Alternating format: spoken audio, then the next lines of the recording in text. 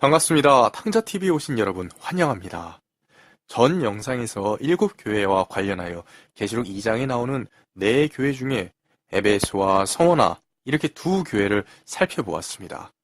오늘은 3번째 교회를 보도록 하겠습니다. 버가모입니다. 버가모 교회의 사자에게 편지하라. 좌우에 날선검을 가지신 이가 이르시되 네가 어디에서 사는지를 내가 아노니 거기는 사단의 권좌가 있는 데라. 네가 내 이름을 굳게 잡아서 내 충성된 증인 안디바가 너희 가운데 그 사탄이 사는 곳에서 죽임을 당할 때에도 나를 믿는 믿음을 저버리지 아니하였도다. 그러나 내게 두어 가지 책망할 것이 있나니 거기 내게 발람의 교훈을 지키는 자들이 있도다. 발람이 발락을 가르쳐 이스라엘 자손 앞에 걸림돌을 놓아 우상의 제물을 먹게 하였고 또 행음하게 하였느니라. 이와 같이 내게도 니골라 당의 교훈을 지키는 자들이 있도다. 그러므로 회개하라. 그리하지 아니하면 내가 내게 속히 가서 내 입의 검으로 그들과 싸우리라. 귀 있는 자는 성령이 교회들에게 하시는 말씀을 들을지어다. 이기는 그에게는 내가 감추었던 만나를 주고 또 흰돌을 줄 터인데 그 돌 위에 새 이름을 기록한 것이 있나니 받는 자밖에는 그 이름을 알 사람이 없느니라. 계시록 2장 12절로 17절 말씀. 이 교회는 이 버가모 교회 시대는 AD 313년부터 538년까지 있었던 교회입니다. 이 시대는 타협과 타락의 시대였습니다. 우선 버가모 교회의 뜻을 보면 높은 망대라는 뜻이었습니다. 해발 약 1000피트의 높은 고지에 지어진 도시인데 옛날 왕들이 자신의 보물을 갖다가 천연적인 요새에 두었다고 합니다. 헬라의 리시마커스 장군은 자기의 재산, 지금 시세로 약 1000만 불 정도의 보물을 한국 돈으로 약 110억이 넘는 돈을 이 도시에 숨겨 놓았다는 사실이 역사적으로도 유명합니다. 두 번째, 이 도시의 성격입니다. 버가모 교회는 당시의 소아시아 지방의 수도였습니다. 그래서 대법원과 같은 법정이 그곳에 있었습니다. 재판을 하는 총독은 좌우에 날선검을 가지고 있었다고 합니다. 그래서 예수께서 좌우에 날선검을 가진 것으로 묘사되어 있는 것입니다.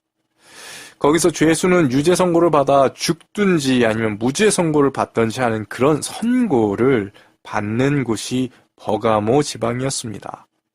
예수님을 좌우에 날선검을 가지고 계신 분으로 묘사하고 있는 것은 이렇듯 죄를 심판하시는 분으로 묘사하여 기록한 것입니다.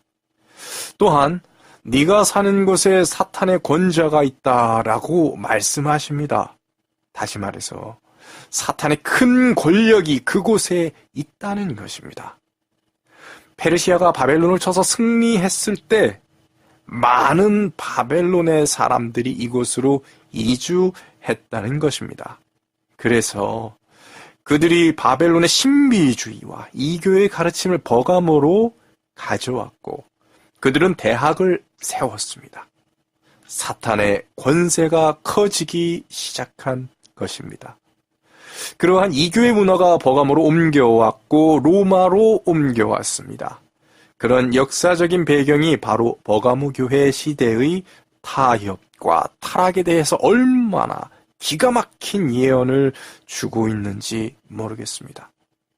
이것은 하나님의 지혜입니다. 여러분, 이 사탄의 권자 중심에 있는 이교 종교의 지도자들을 그들은 폰티펙스 막시무스라고 불렀습니다. 폰트는 다리를 뜻하고 팍시오는 내가 만든다라는 뜻이며 막시무스는 가장 위대한 자라는 뜻입니다. 합치면 가장 위대한 다리 건축가. 여러분, 무엇을 말하는 것일까요? 여러분, 창세기 11장에 보면 하늘과 땅을 이을 다리 건축가가 나옵니다. 그것이 바벨탑을 쌓는 것이었습니다. 여러분, 노아 홍수 이후에 하나님을 떠난 자들이 하나님에게 대항하고 하나님을 무시하고자 구름 위에 닿을 탑을 건설하려고 했습니다. 하나님의 뜻과 계획을 인간의 과학과 인간의 힘으로, 인간의 노력으로 피하려고 하는 반역의 역사가 시작된 것입니다. 그런데 바티칸에 있는 교황을, 현재 지금 바티칸에 있는 교황을 뭐라고 부르는지 아십니까? 바로 본티펙스 막시모스라고 부릅니다. 이것은 말도 안 되는 이야기입니다. 버가모는 바벨론의 신비의 이교의 종교와 로마를 연결시켜주는 교량 역할을 해준 도시였습니다. 버가모 교회 시대는 기독교회가 이교의 가르침과 철학을 교회로 끌어들여서 타협하기 시작한 시대였습니다.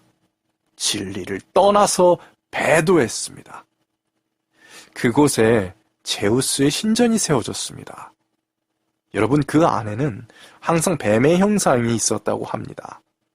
뱀 2마리가 꼬아 올라가는 형상이 그곳에 있었습니다. 뱀신을 그들은 숭배하였던 것입니다. 여러분, 그 뱀을 치료의 신이라고 믿었다고 합니다. 우리 인간들을 가르치는 뱀이다라고 해서 그들은 뱀을 숭상했습니다.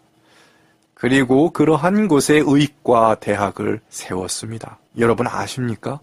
2마리 뱀이 서로 틀고 올라가는 모양이 오늘날까지도 의학의 상징으로 쓰여지고 있습니다. 그래서 병원들과 앰뷸런스에 그 뱀의 형상이 있는 것입니다. 우리는 이미 수많은 이교의 가증함 속에 살고 있는 것입니다. 세 번째, 이 교회에 대한 칭찬은 충성된 증인 안디바에 대한 것이었습니다. 안디바. 그 이름의 뜻은 안디, 즉 안티, 반대하다라는 뜻이죠. 바는 파파스, 파들, 교황을 뜻하는 것입니다. 교황을 반대하는 개혁자들을 이미 사도 요한 시대에 하나님의 지혜로 예견해 놓은 것입니다. 그들의 용기에 대해 언급하시고 그런 자들이 있을 것을 예언해 놓은 것입니다. 그 당시에는 교회가 타락하고 타협하는 시대였습니다. 잘못된 이교 가르침이 들어오고 우상 숭배가 들어오는 그런 시대였습니다. 안티파파, 반대하는 개혁자들이 생겨났고 하나님은 그들을 칭찬하셨습니다. 네 번째, 그 교회의 책망이 무엇입니까? 니골라당에 대한 책망이었습니다. W.M. 램시스 박사의 아시아의 7교회에 보내어진 편지들이라는 책에 페이지 289에서 301페이지를 보면 이런 말씀이 기록되어 있습니다. 니골라당은 계명을 지키기 위하여 육체의 욕심을 제어할 필요가 없다는 자유주의 사상을 가르쳤으며 로마 황제에게 분양하며 제사하여도 괜찮다는 마귀의 가르침을 한 유식한 학자들의 파들이었다. 황제 숭배를 해도 괜찮다는 것이 유식한 학자들의 말이었다고 합니다. 우리나라도 이 같은 사건이 있었음을 아실 것입니다. 우리나라의 유식한 학자들이 일제시대 신사참배를 해도 괜찮다며 전국적으로 전교회적으로 신사참배에 동참했고 오직 부산지부의 교회만이 그것을 반대했습니다. 그 결과는 일제시대 이후 우리나라는 6.25라는 비참한 엄청난 비극이 일어났는데 오직 부산만이 안전했습니다. 인간적인 눈으로 봤을 때, 세상적인 시각으로 봤을 때 6.25에서 부산이 버틴 것은 기적입니다. 우리는 인간적인, 세상적인 관점에서 피난처를 찾아서는 안 됩니다. 오직 믿음 안에 있어야 하고 오직 성령님의 인도하심에, 위로하심에 의지해야 하고 참되시고 선하시고 기쁘신 하나님의 뜻을 쫓아야 합니다. 유식한 학자들의, 유식한 목사들의, 유식한 TV에 나오는 사람들의 말에 현혹되어서 하나님의 뜻을 성령님의 뜻을 뒷전으로 생각해서는 안 됩니다. 바로 이렇듯 자신의 머리를 우선시하고 하나님의 뜻을 무시하는 것이 니골라당입니다. 초대 교회 때부터 있었고 버가모 교회에서도 지적을 받고 있으며 지금도 활동하고 있는 것입니다. 우리는 과거 이스라엘을 타락시키기 위해 이교도 문화의 전파를 했던 발람을 기억해야 합니다. 발락 왕이 이스라엘을 저주하기 위해 발람을 사주했지만 이스라엘을 지키는 하나님의 전능하심의 발람은 이스라엘을 저주는커녕 오히려 축복하였습니다. 몇 번이나 그것이 반복되자 발람이 머리를 써서 이스라엘을 망하게 하기 위해서는 우선 그들이 하늘로부터 떠나게 해야 된다는 것을 발견하고는 각종 이교도의 문화, 우상의 음식들을 이스라엘에 집어넣게 했습니다. 문화적으로 이교도와 타협하면 자연스럽게 하나님과 멀어진다는 것을 보여주고 있는 것입니다.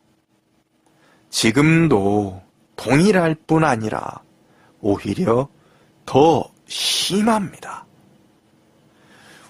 이미 우리는 이교도의 문화 속에서 태어나서 그 문화 속에서 숨쉬고 그런 문화를 같이 보존해야 될 것들로 배우며 하나님의 뜻보다 우선시하고 그것을 세계 문화, 전통 문화, 문화 보존이라는 그럴듯한 명칭으로 포장하여서 이교의 가증함을 우리에게 잊게 하고 그러한 이교의 문화 것들을 친근하게 하고 있습니다. 그리고 그러한 유식한 자들의 결정에 반대하는 이들은 반사회적인 사람, 근본주의자, 극단주의, 원리주의, 사회 부적응자, 가치 파괴범 등 갖가지 이유를 들어 매장시키고 부정적인 프레임을 씌웁니다. 저는 얼마 전까지만 해도 이러한 세상의 거짓 프레임에 대해서 정의감에 사로잡혀서는 분노하고 시위하고 대항하고 싶은 마음이 너무 컸었습니다. 그런데 마음속에서 분노하기 전에 성령의 열매를 더욱 풍성히 맺으라는 외침이 들려왔습니다. 세상에 대한 분노를 키울 것이 아니라 우리는 마음속에 성령의 열매를 더욱 풍성히 맺어야 하는 것입니다. 그것이야말로 그리스도인의 진정한 영적 전쟁 방식입니다. 세상이 우리에게 교육시킨 대로 부당함에 대항하여 정의롭게 의롭게 분노를 표출하는 것이 아니라 우리는 예수님께서 알려주신 대로 오른뺨을 맞으면 왼뺨을 내밀 수 있는 훈련을 해야 하는 것입니다. 이것이 바로 승리하는 길인 것입니다. 세상은 마치 발람이 이스라엘을 타락시켰듯이 우리를 타락시키거나 거짓을 믿게 해서 하나님으로부터 멀어지게 하고 있습니다. 그렇게 되면 하나님께서도 우리를 보호해 주고 싶어도 보호해 주실 수가 없으십니다. 우리가 세상 문화의 거짓에 타협을 하고 타락을 하고 거짓을 믿고 따르게 되면 우리는 나무에서 잘려버려 태워지는 나뭇가지 신세가 되고 마는 것입니다. 진화론이라는 거짓은 유신 진화론이건 상관없이 모두 거짓입니다. 아무리 귀여워 보이는 뽀로로나 코코몽이나 원피스의 루피, 초파, 그리고 슈퍼맨, 배트맨, 토르, 어벤져스, 각종 연예인, BTS 등등등 모두 우상입니다. 거짓을 사실로 믿게 하고 우상을 우상이 아닌 것으로 만들어 놓았습니다. 이렇게 마귀가 우리 개인과 사회를 파멸로 이끌고 가고 있는 중입니다. 이런 가증한 세상에서 우리의 영이 깨어있지 않으면 우리는 그렇게 자연스럽게 세상에서 말하는 대로 살다가 죽어버릴 수밖에 없습니다. 5번째, 이 교회의 훈계는 무엇입니까? 그러므로 회개하라. 그리하지 아니하면 내가 네게 속히 임하여 내 입의 검으로 그들과 싸우리라. 계시록 2장 16절. 이렇게 훈계하고 계시는 말씀이 나옵니다. 오늘날도 종교개혁의 정신은 이어져야 합니다. 종교개혁은 끝난 것이 아닙니다. 우리는 끝까지 거짓과 싸워야 하는 것입니다. 가증한 것들과 싸워야 합니다. 그렇게 우리가 이 시대의 잘못된 가르침과 오류와 교회 타락에 대해서 일어나면 과거와 같은 핍박이 있을 것입니다. 먹고 살기 힘들 것입니다. 그러나 주님께서 우리와 함께 싸우십니다. 지금도 싸우고 계십니다. 진리의 말씀으로 거짓과 싸우십니다. 왜 그런지 아십니까? 그런 깨어 거짓과 싸우고 고난받는 자들에게 6번째 약속을 해주고 계시는데, 이기는 그에게는 내가 감추었던 만나를 주고. 여러분, 감추인 만나가 어디 있습니까? 성소 성막에서 안 끝쪽에 2번째 칸에 지성소가 있는데, 그 지성소에 있는 법궤 안에 있습니다. 법궤 뚜껑 위에는 2 그룹 천사가 있고, 그 법궤 속에 무엇이 있습니까? 십계명이 기록되어 있는 2 석판과 마른 지팡이에서 쌍난 아론의 지팡이가 있고 항아리가 있는데, 그 안에 만나가 감추어 있는 것입니다. 여러분, 그것은 하나님 안에 감추어진 참 진리를 의미하는 것입니다. 그리스도인들이 먹고 살아야 할 하늘의 만나이며 생명의 떡인 것입니다. 예수님께서 말씀하시기를 나는 이 세상에 내려온 생명의 떡이라, 이렇게 말씀하셨습니다.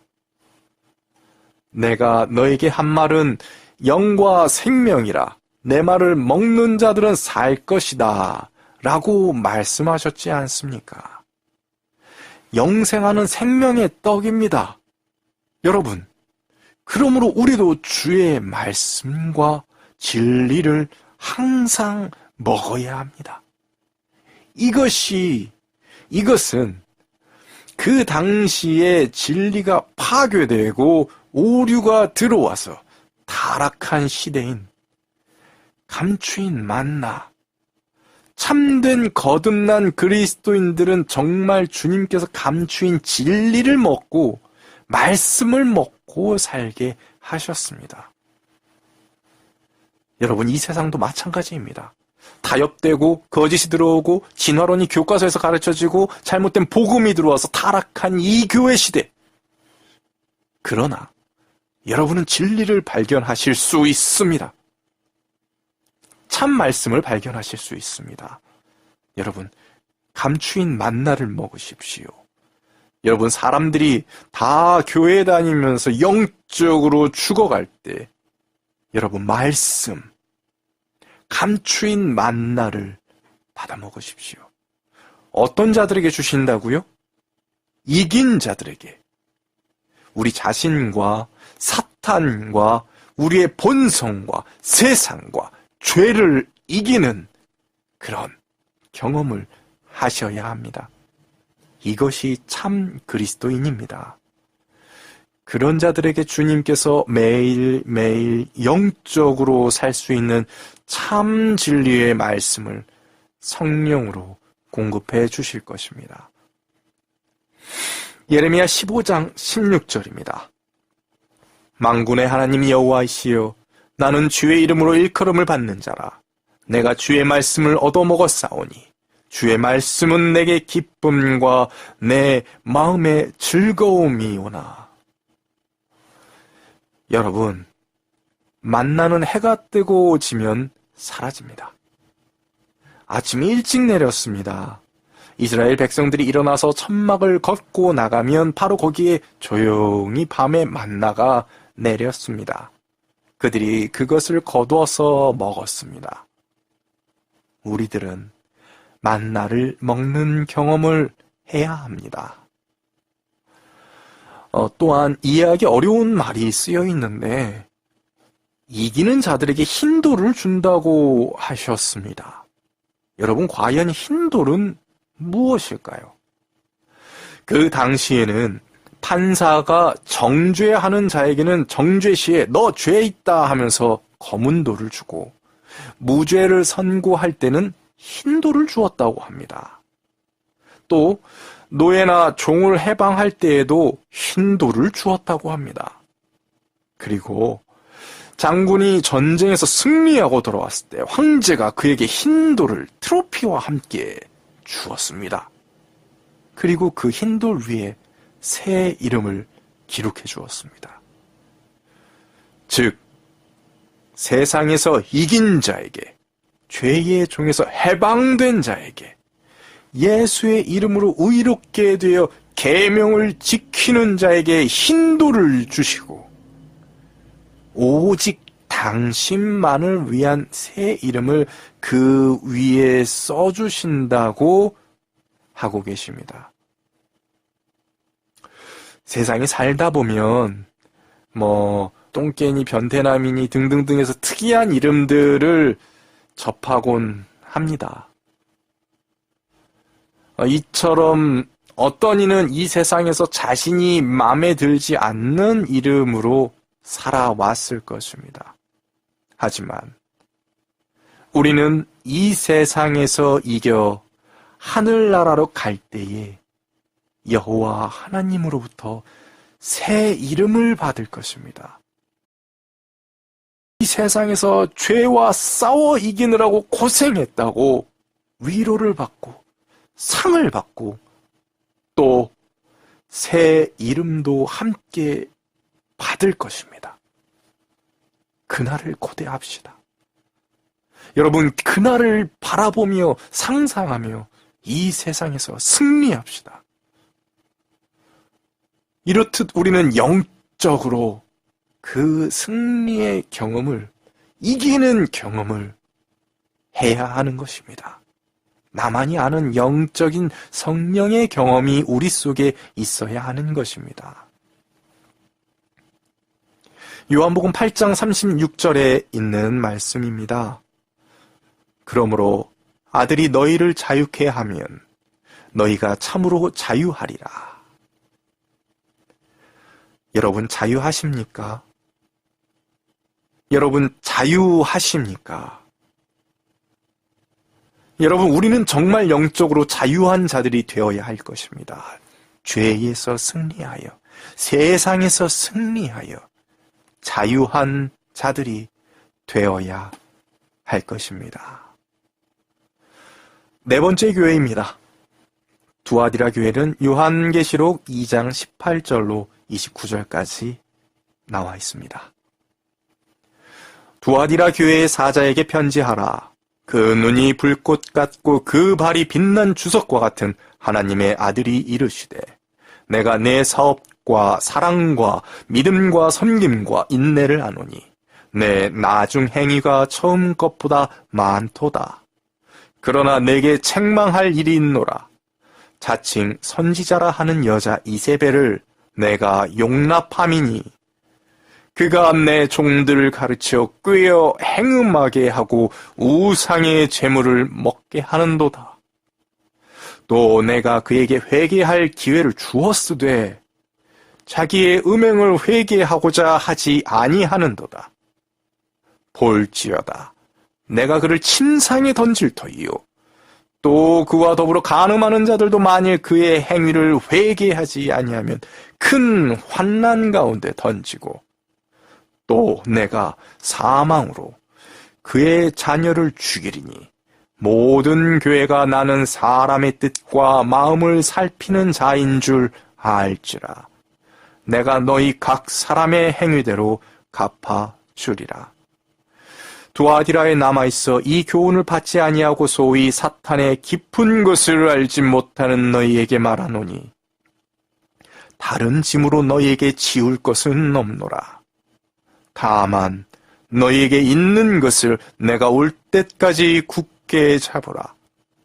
이기는 자와 끝까지 내 일을 지키는 그에게 만국을 다스리는 권세를 주리니 그가 철장을 가지고 그들을 다스려 질그릇 깨는 것 같이 하리라. 나도 내 아버지께 받은 것이 그러하니라. 내가 또 그에게 새벽별을 주리라. 귀 있는 자는 성령이 교회들에게 하시는 말씀을 들을지어다. 아멘. 성경은 우리에게 귀 있는 자는 들으라고 호소하고 계십니다. 우리는 성령님의 말씀에 귀 기울여야 할 것입니다.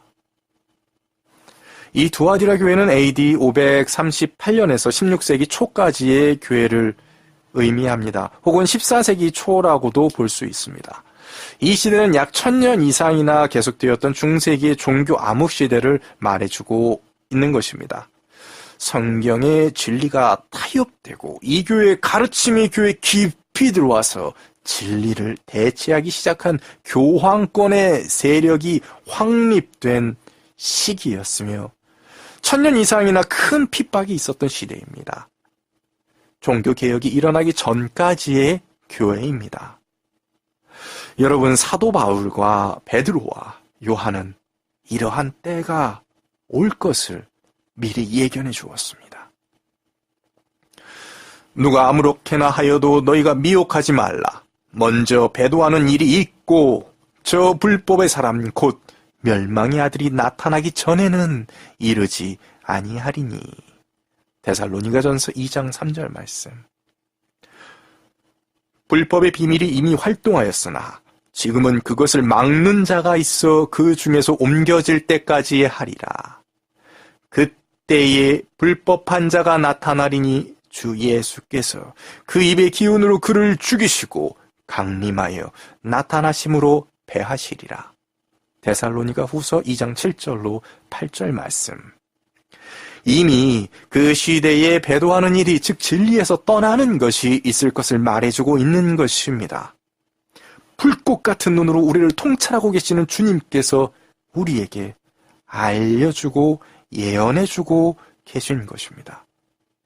그래서 누가 참된 교회며 누가 타락한 오류의 교회인지 우리에게 알게 하셨습니다.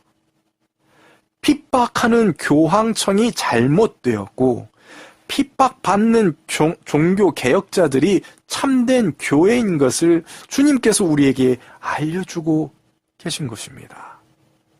여러분 아십니까? 이 세력은, 이 불법의 사람은 예수님 다시 오실 때까지 계속 있을 것이며 예수님께서 다시 오실 그때에 패하여 질 것을 예언하고 계십니다. 앞으로 더 자세히 알게 되실 것입니다. 첫째로 두아디라의 교회 이름의 의미는 통탄스러운 희생이라는 뜻입니다. 이 교회는 앞에 잠깐 언급한 대로 단순한 믿음이 거짓 진리와 바꿔치기 당했습니다. 정말 통탄할 만한 일입니다. 행함과 공로의 정신이 들어왔습니다. 예배가 아닌 미사를 드리기 시작했습니다.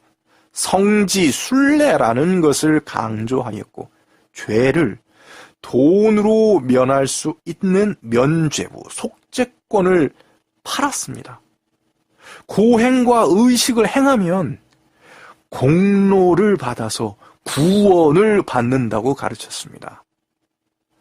부모도 아닌 인간에게 파더, 파파 등의 아버지, 아빠라는 호칭을 부여하고 그들에게 고해성사를 해서 죄를 면하고자 했습니다. 이런 것들이 인간이 세운 제사장들의 제도였습니다. 여러분, 오직 예수님만이 유일한 대제사장으로 하늘에 계시고 오직 그분만이 우리의 중보자라고 성경은 말하고 있습니다. 그러나 잘못된 제도가 교회에 깊이 들어왔습니다. 두 번째, 교회의 특징이 무엇입니까? 이곳은 군대를 주둔시켰던 곳이지만 천연적인 방어물이 없는 허약하게 보이는 도시였습니다. 이곳은 놋과 동으로 물건을 만드는 재련소와 자주색 옷감을 물들이는 공장이 많이 있었다고 합니다. 그 바울이 전도한 자주 옷감 장사 루디아를 혹시 기억하십니까? 루디아가 바로 이곳에 와서 복음을 전했다는 것입니다. 그런데 그곳에 타협하고 타락한 교회, 이 교회에 불꽃 같은 눈을 가지신 분이라는 표현은 오직 이 교회에만 기록한 표현인데 그 교회가 암흑 시대이기 때문에 타협의 시대이기 때문에 교회가 타락한 시대이니까 그렇게 말씀하셨던 것입니다. 세 번째, 칭찬에 대해 말씀하십니다. 내 나중 행위가 처음 것보다 많도다. 두아디라 교회 시대의 끝 무렵에 종교개혁이 시작이 되었습니다. 개혁자들이 일어났습니다. 루터, 존 넉스, 칼빈, 스핑글리와 같은 종교개혁자들이 일어났습니다. 그래서 나중에 너의 행위가 낫다, 이렇게 말씀을 하시고 예언을 하신 것입니다. 네 번째, 책망을 하셨습니다. 그러나 내게 책망할 일이 있노라. 자칭 선지자라 하는 여자 이세벨을 내가 용납함이니 그가 내 종들을 가르쳐 꿰어 행음하게 하고 우상의 제물을 먹게 한도다. 이세벨이 누구입니까? 베니게아 왕의 딸 이세벨이 이스라엘의 왕 아합의 아내가 되면서 바알신 숭배를 들여왔습니다. 하나님의 교회의 지도자와 바알신의 지도자의 딸과 결혼하게 된 것입니다. 이것이 배도한 교회입니다. 기독교의 이교의 가르침이 들어와서 결혼하게 되었습니다. 오늘날도 그러합니다. AD 538년도에 로마의 저스티니안 황제가 로마에 있는 교회의 감독에게 세상 모든 교회의 머리요, 이단을 심판하는 자라며 임명을 했습니다. 그때로부터 1260년간 핍박, 암흑의 시대가 세력을 떨치게 된 것입니다. 여러분, 이때 엄청나게 많은 사람이 죽어나갔습니다.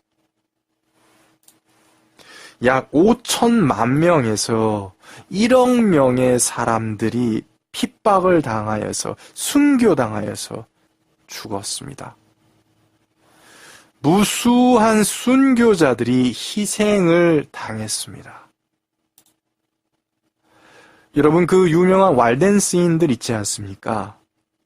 중세 암흑기의 그 무서운 교황권 권세와 권력에도 타협하지 않고 오직 성경의 진리만을 가르쳤던 그들, 왈덴스인. 그들이 산으로 피해서 알프스 산기슭의 피에몬 골짜기라는 곳으로 도망가서 굴 속에 숨었다고 합니다. 그때 십자군이 그 동굴 입구에 모닥불을 피워서 그들이 숨을 제대로 쉬지 못해서 그 동굴 밖으로 한 명씩 한 명씩 나오면 몽둥이로 그 머리를 때려서 죽였다고 합니다. 그 하얀 눈에 피가 낭자하게 만들어서 죽였다고 합니다. 여러분, 성경은 이렇게 말씀하십니다. 회개할 기회를 주었으되 그 음행을 회개하고자 아니하는도다. 회개치 아니하면 큰 환난 가운데 던지고. 다섯 번째, 이 교회의 훈계가 무엇입니까? 다른 짐을 너희에게 지울 것이 없노라. 다만 너희에게 있는 것을 내가 올 때까지 굳게 잡으라. 이게 무슨 말입니까? 너희에게 더 큰 부담을 주지 않겠다. 그저 지금 잡고 있는 그 적은 빛을 붙잡고 있어라 라고 말씀하시는 것입니다. 왜냐하면 빛이 거의 사라진 타락한 시대에서는 견디는 것만으로도 어려운 시대이니까 그 적은 빛만이라도 붙잡고 있어라. 더 큰 걸 바라지 않겠다는 것입니다. 그러나 그렇다고 해서 종교개혁자들이라고 해서 그들이 엄청나게 많은 것을 다 아는 것은 아니었습니다. 그러나 너희가 가지고 있는 것을 굳게 붙잡으라. 그들이 그 당시 아는 그 빛을 가지고 그들은 굳게 붙잡으며 종교개혁을 이루어냈던 것입니다. 여섯 번째, 이기는 자에게 주신 약속입니다. 이기는 자와 끝까지 내 일을 지키는 그에게 만국을 다스리는 권세를 주리니. 로마의 교회나 핍박자들의 시각으로 봤을 때 그 핍박당하던 종교개혁자나 왈덴스인이나 그런 우리 믿음의 선배들은 연약하게 보일지 모르나 우주의 왕이 함께하는 사람들입니다. 여러분 아십니까? 하나님께서는 그들을 세우셔서 앞으로 만국을 다스리는 권세를 주실 것입니다. 철장으로 다스릴 것이라고 말씀하셨습니다. 다시 말해서 주님과 함께 보좌에 앉아서 악인들을 심판하실 것입니다. 타락한 천사들을 심판하실 것입니다. 주님과 함께 있을 것입니다. 승리하신 예수께서 받으신 그 권세를 그들도 그리고 우리도 받을 것입니다. 여러분, 새벽별을 주겠다고 하셨습니다. 또 우리에게는 더 확실한 예언이 있어 이 어두운 데를 비추는 등불과 같으니 날이 새어 샛별이 너희 마음에 떠오르기까지 너희가 이것을 주의하는 것이 옳으니라. 베드로후서 1장 19절 말씀. 하나님 말씀에 대한 이해입니다. 우리가 말씀을 받아 먹을 때 우리 가운데 예수님께서 들어오십니다. 주님을 이해하게 되는 것이고 그것이 샛별입니다. 주의 진리의 말씀을 이해하게 되는 것을 말하는 것입니다. 여러분, 종교개혁이 시작될 때의 종교개혁의 샛별들이 누구입니까? 위클리프와 허스 같은 개혁자들이 생긴 것입니다. 그들은 성경을 번역했고 성경을 인쇄했습니다. 말씀을 가르쳤습니다.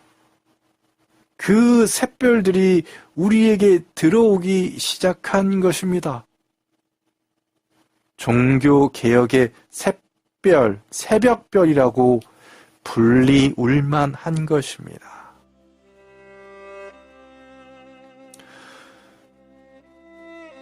우리는 주님을 위한 30명의 군사들이라는 얘기가 있습니다.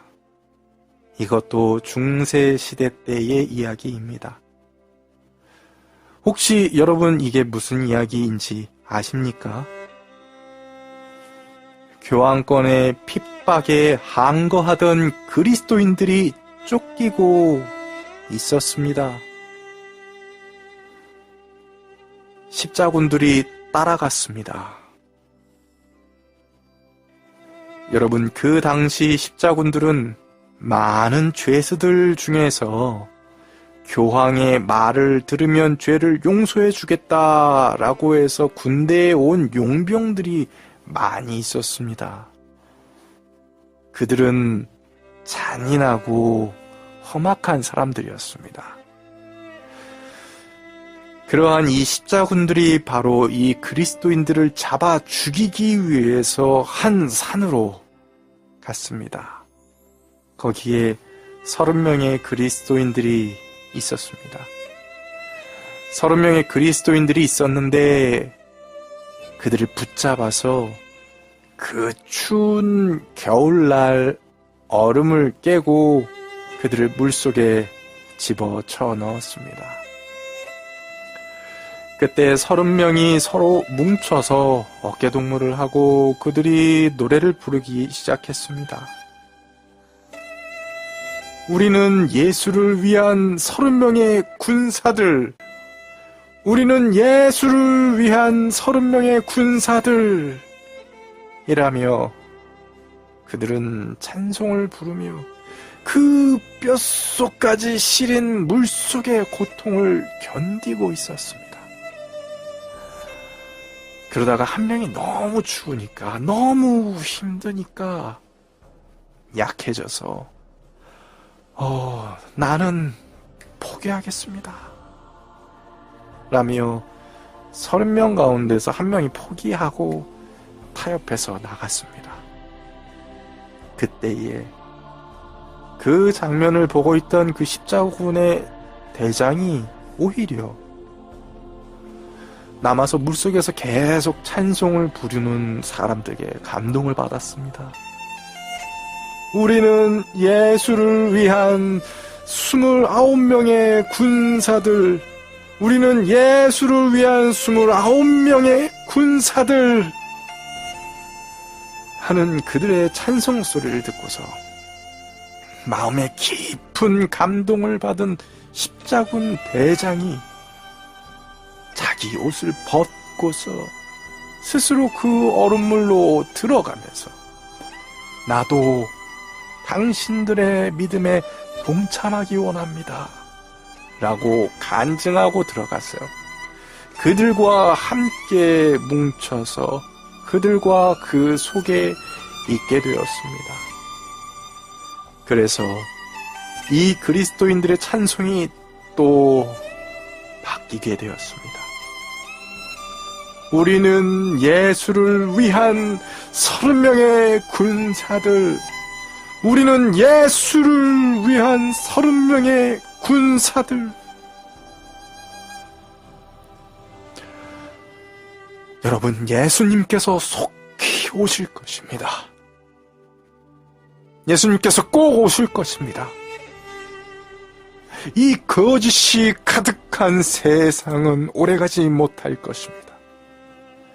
이러한 계시록 7교회의 역사들은 현재 우리 시대에 무엇을 해야 하며 이 교회가 어떤 형편 가운데 있으며 또 어떠한 조건 가운데 있는지 우리는 무엇을 해야 하는지를 우리에게 알려주고 있습니다. 우리는 이미 타락한 시대에 살고 있습니다. 잘못된 오류가 들어온 시대에 살고 있습니다. 여러분, 우리는 이 시대에서 이겨야 합니다. 개혁자들의 신앙을 본받아서 견뎌야 합니다. 충성심을 가져야 합니다. 끝까지 이기는 자들에게, 죽도록 충성하는 자들에게 영생이 있다고 말씀하셨습니다. 여러분, 개인 생활 가운데 어떤 고난이 있습니까?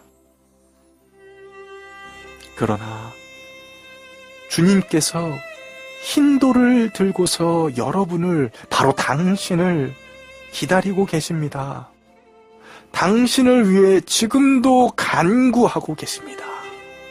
승리하시기 바랍니다. 이제 다음 시간에는 이 시대에 더욱 중요한, 우리에게 더욱 밀접한, 드디어 라오디게아 교회가 나오는 3장을 들여다보면서 우리 시대에게 직접적으로 말씀하시는 주님의 뜻을 더 깊이 연구해 보도록 하겠습니다. 여러분, 다음 시간까지 성령님의 은혜 가운데 평안하시길, 승리하시길 기도드립니다.